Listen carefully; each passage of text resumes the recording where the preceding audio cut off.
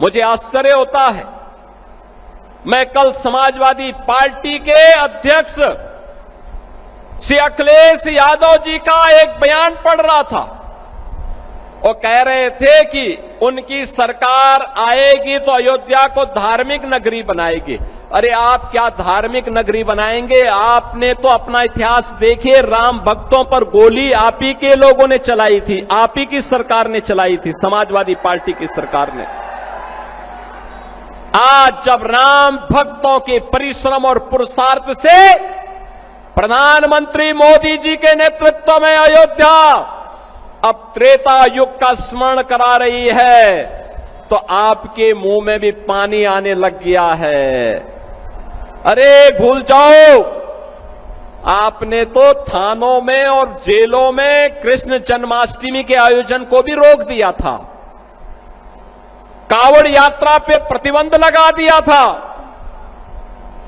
जो आज जब हमारे जनप्रतिनिधि कह रहे थे ना कि हाथरस में 22 से ज्यादा मंदिरों का सुंदरीकरण हुआ, क्या ये समाजवादी पार्टी के समय में संभव था? क्या उनके समय में नहीं था, क्योंकि उस समय ये पैसा कब्रिस्तान की बाउंड्री वाल के लिए जाता था और वही तो हमने मंदिरों की तरफ डाइवर्ट किया है।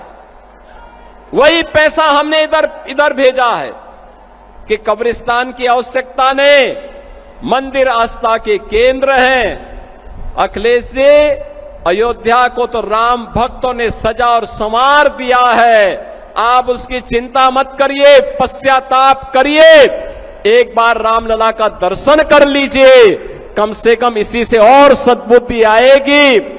और अब तैयारी करिए कि हम कृष्ण कन्हैया के लिए भी कुछ कर सकें। अब मथुरा की बात करिए। अगर सचमुच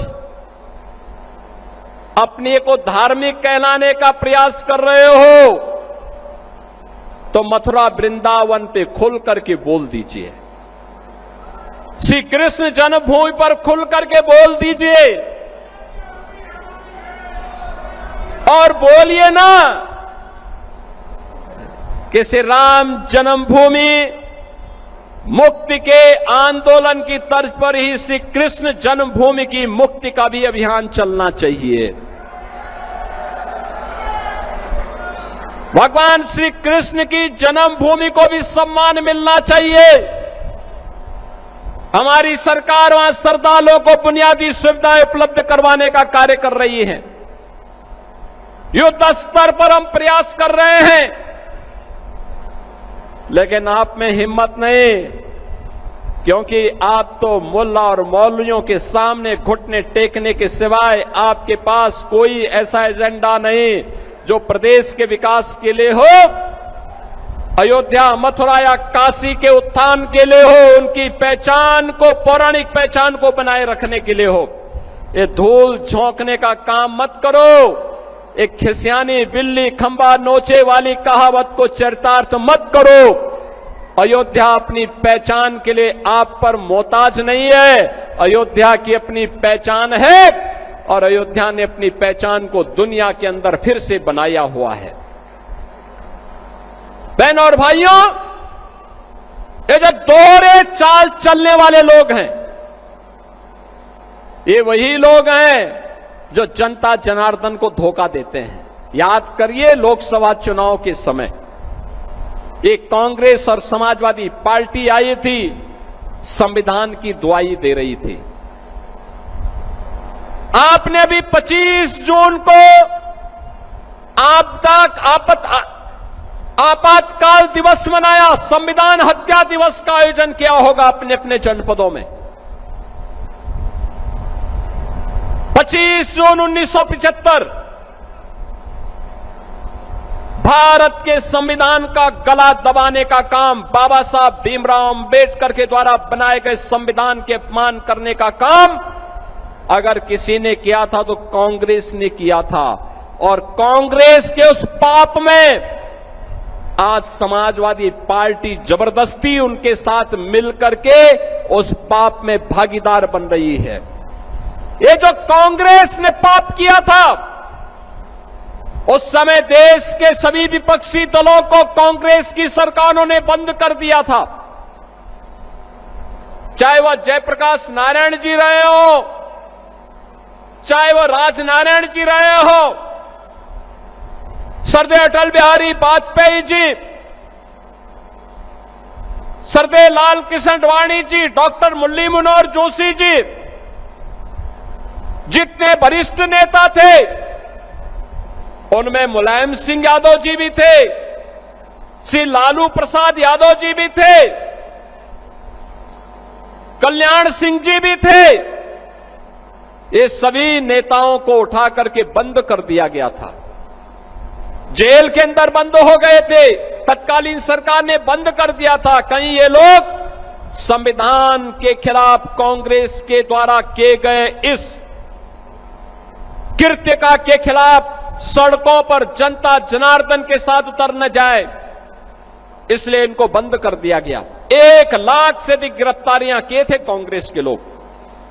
और जिस मुलायम सिंह यादव को, समाजवादी पार्टी के नेता को तत्कालीन कांग्रेस सरकार ने अपमानित किया था, जेल के अंदर बंद किया था, उसी समाजवादी पार्टी आज कांग्रेस का शागिर्द बन करके उनके सामने घुटने टेक करके मुलायम सिंह की विरासत को भी अपमानित करने का काम कर रही है। अरे इसके बारे में सोचो, बाबा साहब भीमराव अंबेडकर के सपने को चकनाचूर करने का काम किसी ने किया? कांग्रेस और समाजवादी पार्टी ने किया। ये लोग हमेशा यही करते रहे हैं, इन्होंने वही कार्य किया जो सामाजिक न्याय के प्रतिकूल हो।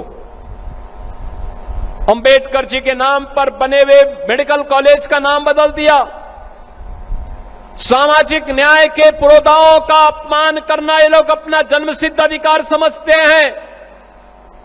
समाजवादी पार्टी में विकास का मतलब केवल एक गांव सेफई में विकास माना जाता था, और डबल इंजन के भारतीय जनता पार्टी की सरकार में विकास का मतलब उत्तर प्रदेश की 25 करोड़ जनता का विकास, उसमें हाथरस भी है, कासगंज भी है, एटा भी है, अलीगढ़ भी है, मथुरा भी है, फिरोजाबाद भी है, मैनपुरी भी है, आगरा भी है, इटावा भी है। हमारे लिए 75 जनपदों की सभी 350 तहसील और 25 करोड़ की आबादी का विकास ही हमारे लिए उत्तर प्रदेश का विकास है।